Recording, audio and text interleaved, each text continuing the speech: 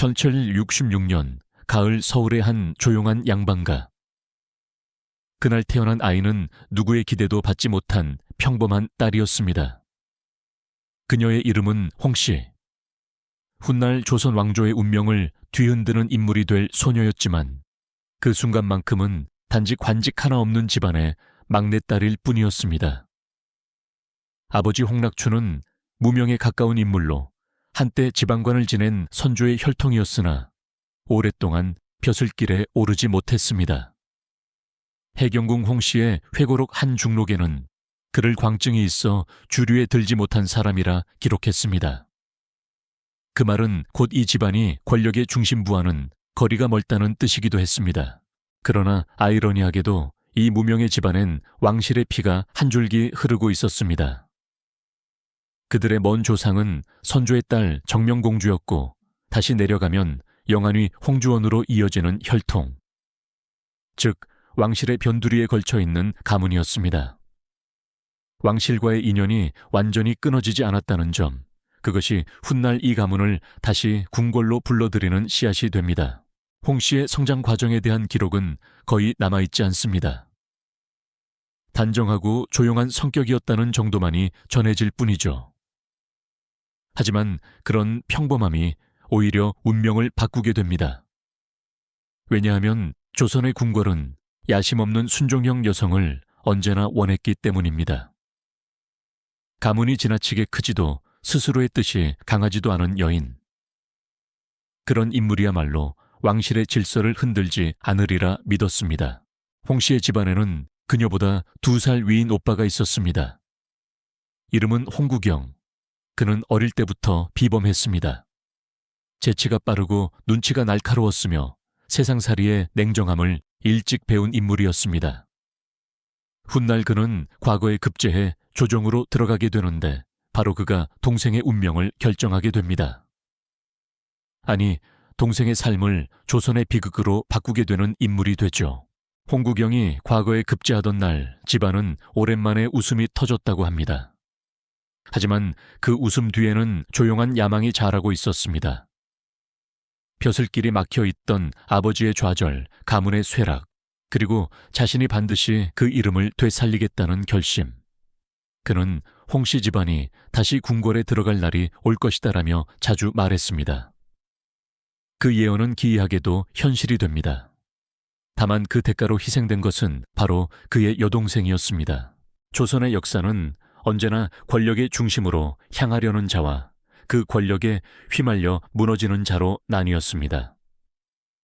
홍씨 가문은 후자였습니다. 이 집안의 평온은 오빠의 성공과 함께 끝났습니다. 세상은 그녀를 평범한 여인으로 태어나게 했지만 권력은 그녀를 후궁으로 만들었습니다. 그것도 조선 역사상 가장 파격적인 후궁으로요. 소녀의 조용한 운명은 그렇게 권력의 문 앞에 던져지며 비극의 서막을 열었습니다. 1772년 20살의 홍구경은 과거에 급제하며 중앙정계에 발을 들였습니다. 처음엔 그저 한낱 신참 설이었지만 그의 야망은 누구보다 컸습니다. 그는 스스로를 운명을 바꿀 사내라 믿었고 그 믿음은 아주 곧 현실이 됩니다. 1774년 세손의 교육기관인 시간권 설서, 시장 웬셰슈로 발탁되면서 인생이 완전히 뒤바뀌죠. 그 세손이 바로 훗날의 정조였습니다. 세손은 이미 조선 정치의 가장 위험한 중심에 서 있던 인물이었습니다. 아버지 사도세자가 뒤주 속에서 죽은 지 불과 10여 년. 그 상처는 왕실 전체를 뒤흔들었습니다. 영조는 그 손자를 사랑했지만 동시에 두려워했고 신하들은 세손이 언제 숙청될지 몰라 눈치를 보고 있었습니다. 그런 불안 속에서 홍구경은 세손에게 다가갑니다. 그는 말보다 행동으로 충성을 증명했죠. 세손이 밀려나거나 생명의 위협을 받을 때마다 몸을 내던졌고 정치적 음모의 소용돌이에서도 물러서지 않았습니다. 정조는 그런 홍구경의 충성을 잊지 않았습니다. 1776년 영조가 승하하자 정조는 왕위에 오릅니다. 왕좌에 앉은 지 며칠 만에 그는 자신의 첫 번째 결정을 내립니다. 홍구경을 승정원 동부승지에 임명하라. 불과 4달 만에 도승지로 그로부터 1년도 안 되어 수호사와 금의대장에 오릅니다. 병권까지 손에 넣은 셈이었죠. 한때 미천한 집안의 자제로 불리던 청년이 이제 조선의 군사와 인사 정보망을 쥔 실세가 된 것입니다. 조정의 신하들은 속으로 두려워했습니다. 저자가 이제 왕의 그림자가 되었구나. 하지만 정조는 신경 쓰지 않았습니다. 세손 시절부터 자신을 지켜준 사람에게 보답하는 것이라 생각했죠. 그러나 홍구경은 단순히 왕의 신뢰만으로 만족하지 않았습니다. 그는 권력의 본질을 꿰뚫고 있었습니다. 왕이 혼자라면 그 왕도 약하다. 정조에게 가족 특히 후사가 필요하다는 것을 누구보다 잘 알고 있었죠. 그래서 그는 왕의 곁을 완벽히 채워줄 사람을 찾기 시작합니다. 그러나 그가 찾은 것은 신중하고 강단 있는 여인이 아니라 자신의 여동생이었습니다. 단정하고 순종적인 성품, 그리고 왕실 혈통에 닿아있는 미묘한 가계. 그는 확신했습니다. 내 누이를 들이면 나의 권세는 더 이상 흔들리지 않으리라. 정조는 이때까지도 몰랐을까요? 아니면 알고도 모른 척했을까요? 역사는 명확히 답하지 않습니다. 하지만 분명한 것은 정조가 즉위 2년 차에 후궁 간택을 명한 그 시점에 이미 홍구경의 그림자가 깊게 드리워져 있었다는 겁니다. 조선의 젊은 왕은 충성스러운 신하를 믿었고 그 신하는 자신의 야망을 위해 여동생을 올려보냈습니다. 그렇게 한 집안의 남매는 서로 다른 목적을 품고 궁궐의 문을 열었습니다. 형은 권력을 위해, 동생은 순종을 위해. 하지만 그 문을 넘어선 순간 둘의 운명은 이미 되돌릴 수 없게 엮여 있었습니다. 그것이 훗날 조선을 뒤흔들 13세 후궁의 비극을 예고하는 전주곡이었습니다. 77회 8년 봄 창덕궁에는 긴장된 공기가 흘렀습니다. 정조 즉위 2년차 왕비 효의왕후에게서 후사가 없다는 이유로 대왕 대비 정순왕후가 직접 나섭니다.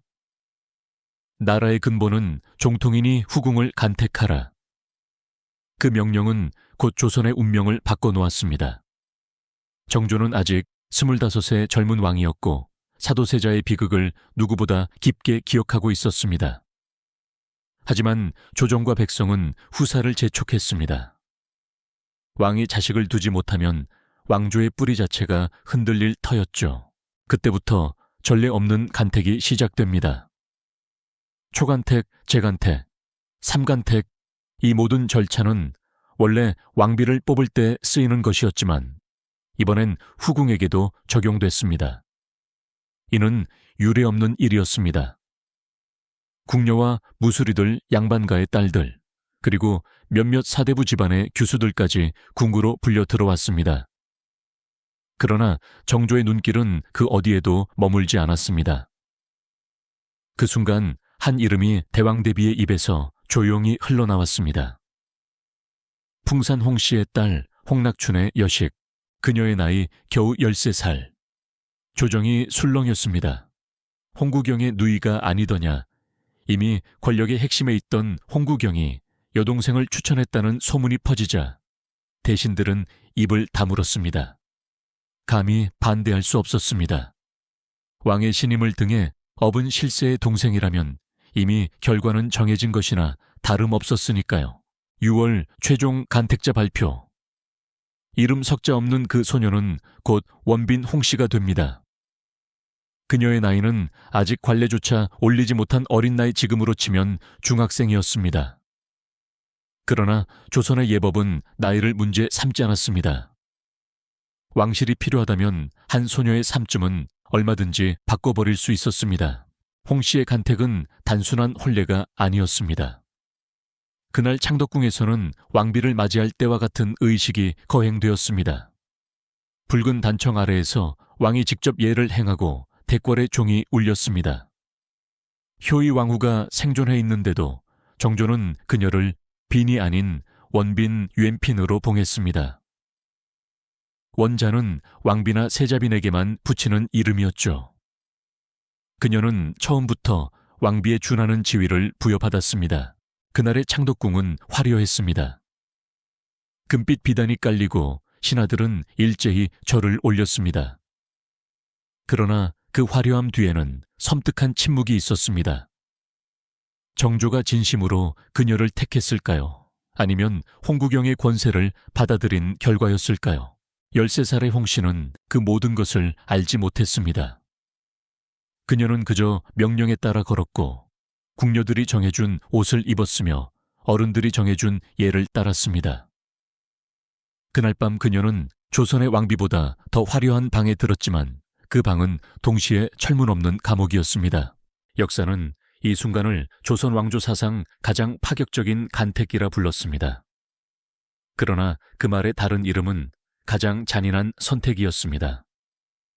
한 아이의 삶이 한 남자의 야망과 한 왕의 책임감 사이에서 희생된 순간, 정조의 궁궐에 한 줄기 빛이 들어왔지만 그 빛은 곧 그림자를 데리고 들어왔습니다. 그 그림자는 곧 원빈 홍씨의 짧은 생을 덮게 될 운명이었습니다. 1778년 6월 27일 창덕궁 대전. 대전에 종이 울리고 궁인들이 길게 늘어섰습니다. 이날은 정조가 원빈 홍씨를 궁으로 맞이하는 날이었습니다. 그러나 이날의 의식은 후궁의 간택이라 부르기엔 너무나 거대했습니다. 의절과 의장은 모두 명나라와 당나라의 왕비 책봉례를 참고해 치러졌고 그 절차의 화려함은 중전의 가래에 버금갔습니다. 오히려 일부 대신들은 속삭였습니다. 이건 왕비를 맞이하는 예지 후궁의 예가 아니로다. 13세의 홍씨는 붉은 비단 치마를 입고 왕 앞에 엎드렸습니다. 어린 얼굴에는 두려움이 번졌지만 그 표정은 왕실의 예절에 맞게 단정했습니다. 정조는 직접 그녀의 이름을 불렀습니다. 원빈 유한핀이라 하라. 정일품. 조선 왕조 500년 역사에서 전무후무한 일이었습니다. 무품 신분에서 곧바로 정일품으로 오르는 경우는 단 한 번도 없었습니다. 그것도 13세의 후궁에게. 그녀는 숙창궁 슈창공이라는 궁호를 받았고 약방의 돌봄을 받을 자격도 주어졌습니다. 심지어 정조의 총애를 받는 대신 최재공이 영영에서 귀국하자 왕과 왕비에게 문안을 드리기 전 먼저 숙창궁에 들러 인사를 올렸습니다. 이는 전례 없는 예우였습니다. 후궁에게 대신이 절을 올리는 일이라니 조선의 법도마저 그 앞에서 무너졌습니다. 조정의 신하들은 얼굴을 굳혔습니다. 홍구경의 권세가 이제 왕실의 품 안까지 파고들었다는 사실을 모두가 알고 있었지만 감히 누구도 입을 열지 못했습니다. 해경궁 홍씨마저 훗날 한중록에 이렇게 기록합니다. 홍구경이 세도를 탐하여 제 누이를 들여보냈다. 하지만 단지 오빠의 야심만으로 이루어진 일이었을까요? 아니면 정조 또한 마음속에 어딘가 그녀를 통해 위로받고자 했던 걸까요? 세손 시절 아버지 사도세자의 비극을 목격하며 평생 상처를 안고 살던 왕. 그에게 13세의 순진한 소녀는 한순간의 쉼표처럼 느껴졌을지도 모릅니다. 그러나 사랑이든 연민이든 그 감정은 너무도 가혹한 결과를 불러왔습니다.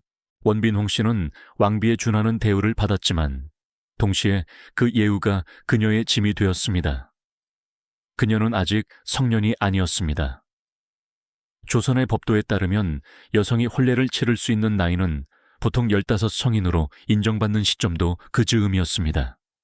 하지만 궁은 기다려주지 않았습니다. 국본을 잇기 위한 일이라면 나이는 중요치 않았습니다. 이후 정조는 그녀를 숙창궁에 머물게 하고 약방에 특별히 명해 건강을 세심히 살피도록 했습니다. 그러나 겨울이 오자 이상한 병이 시작되었습니다. 몸 곳곳에 종기가 나고 고열과 통증이 이어졌습니다. 당시 기록에는 종기를 앓지 않는 달이 없었다라고 쓰여 있습니다. 정조는 직접 약을 지어보내며 어의를 독려했지만 병세는 호전되지 않았습니다. 화려하게 들어온 문에서 소녀는 이미 죽음의 그림자를 맞이하고 있었습니다. 왕비에 준하는 의식으로 들어온 13세의 아이. 그러나 그 모든 영광은 오히려 몸과 마음을 짓누르는 굴레가 되었죠. 그녀가 궁궐 창문 너머로 바라보던 하늘은 다른 소녀들과 다르지 않았을 겁니다. 단지 그 하늘 아래 한 여름의 햇살도 그녀에게는 너무 무거웠습니다. 세상이 부러워한 조선 제1의 후궁. 그 칭호는 동시에 그녀가 결코 감당할 수 없는 운명이었습니다. 찰칠 79년 봄 창덕궁의 나무들이 새순을 틔우던 날, 숙창궁 안쪽에서 신음소리가 들려왔습니다. 원빈 홍씨의 병이 다시 도졌다는 보고였습니다. 정조는 여러 차례 약을 내려보냈고 어의를 불러 밤낮으로 간호하게 했습니다. 그러나 이번에는 달랐습니다. 몸이 이미 버티지 못할 만큼 쇠약해져 있었습니다. 그해 5월 7일 홍씨는 결국 14세의 나이로 세상을 떠납니다. 궁에 들어온 지 채 1년도 되지 않은 때였습니다. 그날 창덕궁 희정당은 깊은 슬픔에 잠겼습니다. 정조는 눈물을 흘리며 어좌에서 물러섰고 효의왕후와 해경궁 홍씨도 직접 빈소를 찾았습니다. 정수낭후까지 나서서 애도를 표했으니 그 위상은 이미 왕비에 가까웠습니다. 왕이 직접 쓴 조서에는 이렇게 적혔습니다. 그녀의 덕은 깨끗하고 성품은 순하니 마땅히 명나라의 예를 따라 시호를 내리라. 정조는 그녀에게 인숙렌슈이라는 시호를 내리고 궁호는 효의궁 셔호이공, 원호는 임명원 린밍웬이라 정했습니다. 하지만 문제는 바로 그 임명원이었습니다. 원유엔이라는 호칭은 세자나 세자를 낳은 후궁 혹은 왕비의 어머니에게만 주어지던 것이었죠. 더구나 홍씨는 후사를 남기지 못했습니다. 즉, 그녀가 받은 이유는 명백히 법도를 넘어선 파격이었습니다. 그럼에도 정조는 멈추지 않았습니다. 그녀는 왕실의 어른으로 이유하라. 그리고 은원군의 아들 상계군을 원빈의 양자로 삼게 합니다. 그때부터 그녀의 자원은 완풍군 완리준으로 바뀌었습니다. 완나은 전주의 관향 완산 콴초을, 풍리어은 풍산홍씨의 풍을 의미했습니다. 이름부터가 조선 왕실과 홍씨 가문이 하나로 엮였음을 상징했습니다. 그러나 신하들은 분노했습니다. 종씨를 후궁의 양자로 삼는 일은 전례에 없습니다. 누이의 죽음이 오히려 오빠의 권력 확장을 위한 도구가 되어가고 있었던 것입니다. 이 무렵 홍국영은 점점 광기에 가까운 행동을 보였습니다. 한 중록에는 그가 이렇게 의심했다고 적혀 있습니다. 누이는 독살당했다. 그리고 그 배후로 효의왕후를 지목했죠. 그는 왕비의 나인들을 불러다 고문하고 칼을 휘두르며 소리를 질렀다고 합니다. 후궁의 오라비가 왕비의 시녀를 협박한다. 이것은 조선의 모든 질서가 무너졌음을 의미했습니다. 정조는 이를 알고도 한동안 침묵했습니다. 왕이 직접 나서면 곧 홍국영과의 결별을 뜻하기 때문이었습니다. 그를 버린다면 세손 시절부터 쌓아온 신뢰가 무너질지도 모른다는 두려움이 있었죠. 그러나 조정의 분위기는 이미 홍국영의 오만함을 견디지 못하고 있었습니다. 그가 누이의 죽음을 빌미로 왕비까지 의심하며 권세를 휘두르자 정조는 더 이상 침묵할 수 없었습니다.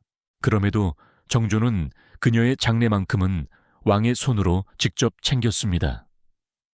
삼도감을 설치해 성대한 장례를 치르고 조회와 정사를 닷새간 멈추게 했습니다. 그러나 조선의 신하들은 그 성대함 속에서 불길함을 느꼈습니다. 죽은 소녀를 이렇게 떠들썩하게 보내는 이유는 무엇인가? 그것은 애도가 아니라 권력의 과시처럼 보였기 때문입니다. 14세의 소녀가 세상을 떠난 그날 궁궐은 슬픔으로 잠겼지만 동시에 새로운 전쟁이 시작되고 있었습니다. 한 소녀의 죽음이 조선의 권력 균형을 무너뜨리는 불씨가 되었던 것입니다. 정조의 궁궐은 조용했지만 그 침묵은 곧 폭풍의 전조였습니다. 그리고 그 폭풍의 중심에는 여전히 한 사람의 이름이 있었습니다. 홍국영. 그리고 그가 만들어낸 원빈 홍씨의 유령이었습니다. 1779년 여름 원빈의 장례가 끝난 지 석 달.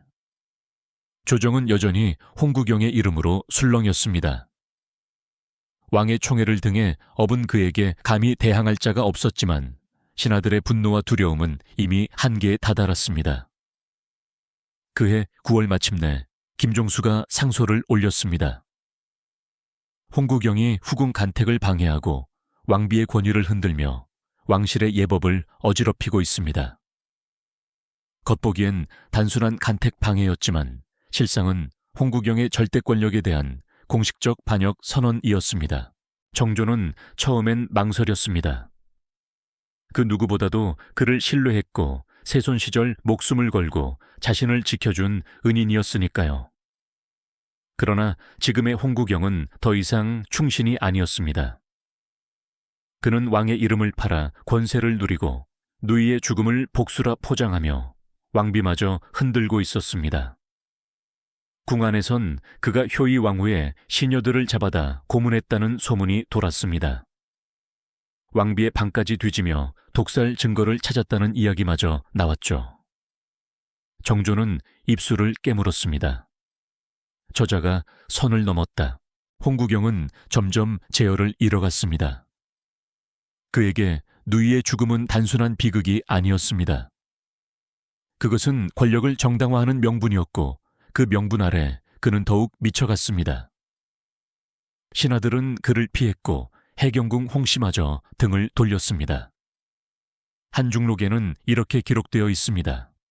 그가 세도를 탐하여 누이를 들여보내고 왕비를 핍박하였으며 나아가 독까지 쓰려 했다. 결국 정조는 결단을 내립니다. 780년 2월 홍구경을 강원도 횡성으로 유배하라. 이유는 명확히 밝히지 않았습니다. 다만 조용히 내린 명이었지만 그 무게는 조선의 절반을 흔들었습니다. 한때 병권과 인사권을 쥐던 실세가 하루아침에 유배지로 떨어진 것입니다. 그는 여전히 자신이 돌아올 수 있다고 믿었지만 왕의 마음은 이미 떠나 있었습니다. 유배지에서 그는 끝내 자존심을 놓지 않았습니다. 자신이 억울하다며 편지를 보냈고 왕이 곧 자신을 부를 것이라 확신했죠. 그러나 정조는 한 줄의 답장도 보내지 않았습니다. 이듬해 봄 홍구경은 병으로 쓰러졌고 1781년 4월 5일 불과 34세의 나이로 생을 마감했습니다. 그의 죽음은 순식간이었습니다. 누이 원빈이 세상을 떠난 지 단 2년 만의 일이었습니다. 그의 유배 소식이 궁궐에 전해지자 신하들은 고개를 숙였습니다. 왕이 드디어 칼을 들었다. 정조는 침묵했습니다. 그리고 조용히 기록을 남겼습니다. 홍구경의 공은 크나 그 허물 또한 크다. 세손 시절의 충신을 벗삼았던 왕이 이제는 그를 역사 속에서 지워야 했던 것이죠. 그러나 그와 함께 지워질 수 없는 존재가 있었습니다. 바로 원빈 홍씨였습니다. 홍구경이 사라지자 그녀의 무덤이 다시 논란의 중심에 올랐습니다. 후궁이 어찌 원유안을 쓸 수 있는가 신하들의 상소가 이어졌습니다. 그들이 정말 예법을 걱정한 것이었을까요? 아니었습니다. 그들은 홍구경의 흔적을 완전히 없애고 싶었던 것입니다. 정조는 처음엔 거부했습니다. 그녀는 무죄하다. 그러나 상소는 멈추지 않았고 조정의 분위기는 거세졌습니다. 결국 왕은 한숨을 내쉬며 결정을 내렸습니다. 원호 임명 린밍을 혁한다. 즉 임명원을 폐하고 원빈묘로 강등시키라는 명이었습니다. 그 순간 한 소녀의 이름과 한 남자의 야망은 동시에 무너졌습니다. 7년 전 왕비보다 더 화려하게 맞이된 후궁의 무덤이 이제 평범한 후궁의 묘로 축소되었습니다. 홍구경이 죽고 그의 권세가 사라지자 세상은 그가 만든 모든 허상을 거둬들였습니다. 하지만 정조는 끝내 한 가지를 지우지 않았습니다. 바로 자신의 손으로 쓴 기록 어제 인수권빈 행장 유츠렌 슈옌핀 싱좌. 그것은 마치 마지막 용서의 표시처럼 혹은 죄책감의 흔적처럼 남겨졌습니다. 왕은 그녀의 무덤을 낮췄지만 기억만큼은 지우지 않았습니다. 아마 그는 알았을 겁니다. 이 모든 비극이 어쩌면 자신의 책임이기도 하다는 것을 1886년 1월 22일 정조는 마침내 결정을 내렸습니다. 임명원의 원호를 혁하라. 7년 전 화려하게 조성된 그 무덤은 하루아침에 원유엔어의 위호를 빼앗기고 평범한 후궁의 묘 원빈묘로 강등되었습니다. 예법에 맞지 않다는 조정의 압박이 끊이지 않았기 때문이었죠. 하지만 그 결정 뒤에는 단순한 예법의 문제가 아니라 조선 왕실이 홍구경의 그림자를 완전히 지워버리고자 하는 의지가 숨어 있었습니다. 임명린밍이라는 호칭에도 문제는 있었습니다. 명밍자가 문정왕후의 휘호와 겹쳤던 것입니다. 후궁이 왕비의 휘호를 사용하는 것은 예를 크게 어긴 일이었습니다. 신하들은 이를 빌미로 상소를 올렸지만 진짜 이유는 따로 있었죠. 원빈의 묘는 너무 컸습니다. 세자급 규모의 묘역에 제향공간 잭이 성물까지 갖추어져 있었습니다. 그 규모는 후궁의 위상을 훨씬 넘어서 있었습니다. 정조는 고민 끝에 모든 것을 철거하라 명했습니다. 묘를 작게 줄이고 제사를 폐하라. 그리고 직접 새 묘비를 세웠습니다. 성물은 간소하게 줄고 임명원이라는 이름은 돌에서 사라졌습니다. 대신 새로 세워진 비석에는 단 3글자만 남았습니다. 원빈묘 유엔핀무 타타느시. 왕은 무덤의 형식을 낮췄지만 마음만은 쉽게 놓지 못했습니다. 그가 직접 쓴 어제 인수권빈 행장에는 뜻밖의 구절이 있었습니다. 그녀는 어려서부터 병약하지 않았으나 겨울부터 종기가 일어나 심히 고통을 겪었고 죽음 직전에는 통증이 극심하였다. 마치 한 사람의 고통을 잊지 못하는 이의 기록처럼 정조는 세세히 그녀의 병세를 적었습니다. 왕이 후궁의 행장을 직접 쓰는 일은 거의 없었습니다. 그는 그 짧은 생을 기록으로라도 남기고 싶었던 것일지도 모릅니다. 그럼에도 해경궁 홍씨는 달랐습니다. 그녀는 한중록에서 홍구경을 매섭게 비판했습니다. 그가 세도를 탐하여 제 누이를 들여보내고 왕비를 핍박했으며 왕의 덕을 어지럽혔다. 그녀의 붓끝엔 분노와 혐오가 담겨 있었죠. 그러나 정조는 모친의 기록과 달리 어딘가 미묘한 연민을 품고 있었습니다. 아마도 그는 원빈을 오라비의 희생양이자 자신이 만들어낸 왕실의 비극 속 피해자로 여겼을 것입니다. 세월이 흘러 임명원 자리는 점차 잊혔습니다. 본래 묘는 양주 장흥리에 있었지만 이후 지금의 고려대학교 자리인 아현동 언덕으로 옮겨졌습니다. 그곳엔 석양이 길게 내려앉았고 바람이 불면 붉은 흙먼지가 무덤 주변을 감쌌습니다. 당시 사람들은 그곳을 여전히 임명원이라 불렀습니다. 그러나 공식 명칭은 원빈묘. 이름은 낮아졌지만 사람들의 기억 속에서 그녀는 여전히 왕의 여인이었습니다. 그러나 이 평온도 오래가지 않았습니다. 왕이 죽고 세월이 흐르자 무덤은 더욱 소박해졌습니다. 조선의 권력과 함께 그녀의 흔적도 서서히 지워졌죠. 1950년 고려대학교가 부지를 매입하면서 그 묘는 다시 옮겨졌습니다. 이번엔 고향 서삼릉 후궁 묘역, 일반인 출입이 금지된 조용한 언덕. 거기서 원빈 홍씨는 비로소 역사의 소음에서 벗어나 잠들게 됩니다. 그곳의 안내문엔 이렇게 적혀 있습니다. 어린 나이에 궁에 들어와 1년 만에 세상을 떠난 원빈 홍씨의 묘. 그 짧은 문장은 그녀의 생을 요약했지만 그 뒤엔 말하지 못한 무수한 감정이 숨어 있었습니다. 오빠의 야심왕에 연민 조정의 질투, 그리고 한 소녀의 고통. 그녀의 무덤은 이제 아무런 의장도 화려한 재앙도 없이 조용히 언덕에 놓여 있습니다. 그러나 역사가 지나도 지워지지 않는 건 단 하나, 그 무덤이 상징하는 권력의 잔혹함이었습니다. 화려했던 임명원은 사라졌지만 그 비극의 기억은 여전히 우리에게 이렇게 속삭입니다. 조선의 가장 화려한 이름은 가장 짧은 생을 가진 여인의 것이었다. 시간이 흐르며 사람들은 원빈 홍씨를 점점 잊었습니다. 조선의 궁궐은 새로운 세대의 여인들로 채워졌고 왕실의 의례와 정치도 계속 이어졌습니다.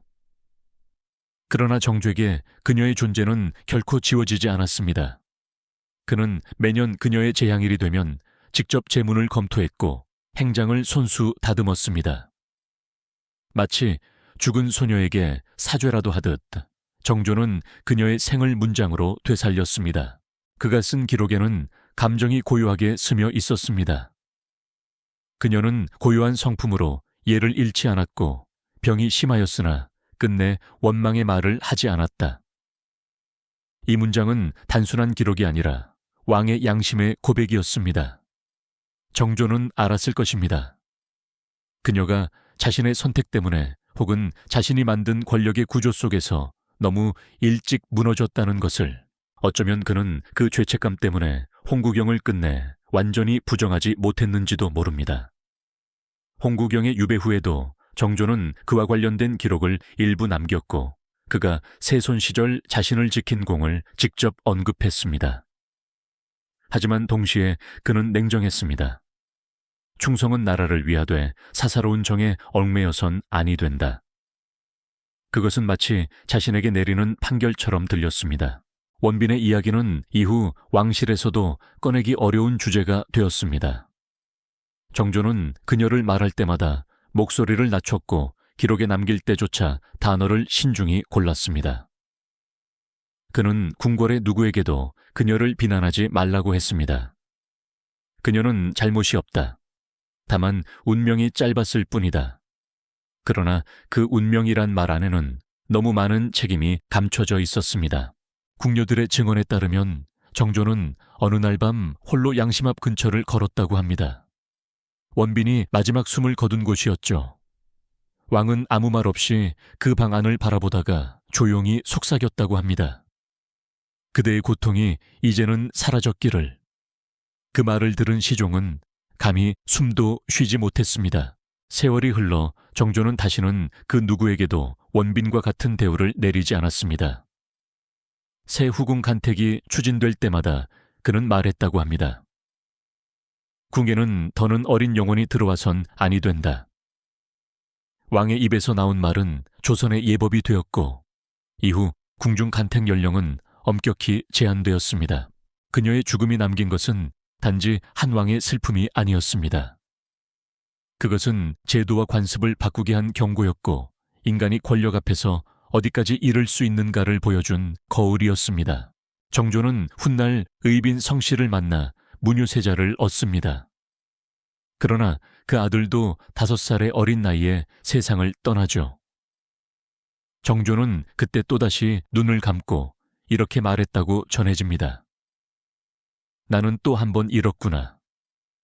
하늘이 내게 남긴 것은 오직 죄뿐이다. 원빈의 이름은 조정에서 사라졌지만 왕의 마음속에서는 결코 사라지지 않았습니다. 권력의 중심에서 누군가를 잃는다는 것이 어떤 고통인지를 그는 누구보다 잘 알고 있었습니다. 그래서인지 정조의 마지막 기록들은 점점 인간적이 되어갔습니다. 명령이 아닌, 고백 기록이 아닌 회한, 어쩌면 그가 원빈의 무덤을 원빈묘로 낮추면서도 직접 행장을 남긴 이유는 단 하나였을 겁니다. 그녀를 잊히지 않게 하려는 마음. 세상은 그녀를 후궁이라 불렀지만 정조에게 그녀는 한때 마음속의 고요였고 짧은 위로였으며 영원히 갚지 못한 빚이었습니다. 조선의 기록은 냉정했습니다. 하지만 그 기록 너머 그 한 줄 한 줄에는 인간 정조의 한숨이 남아 있었습니다. 나는 왕이었으나 한 여인의 눈물을 지켜주지 못했다. 이제 그 여인은 역사의 뒤양일에 있지만 그녀가 남긴 짧은 생은 여전히 묻고 있습니다. 권력의 이름으로 사랑을 부를 수 있을까? 그 질문에 대한 답은 정조조차 끝내 내리지 못했습니다.